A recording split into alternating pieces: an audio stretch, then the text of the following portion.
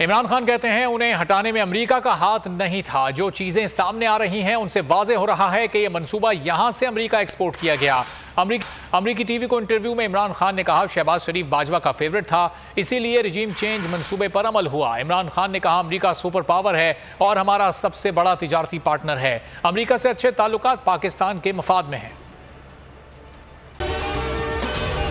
अगर आपको ये वीडियो पसंद आई है तो हमारे चैनल को सब्सक्राइब करें और बेल आइकॉन पर क्लिक करें।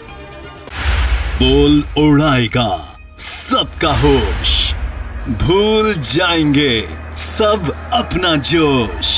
देखिए पाकिस्तान की सबसे बड़ी PSL ट्रांसमिशन सकलैन मुश्ताक, रमीज राजा, सुहेब अलवी, जमील फारूकी और फहीम खान के साथ खेल का जुनून रोजाना रात 11 बजे सिर्फ बोल न्यूज पर। सब्सक्राइब करें और बेल दबाएं ताकि कोई खबर रह न जाए।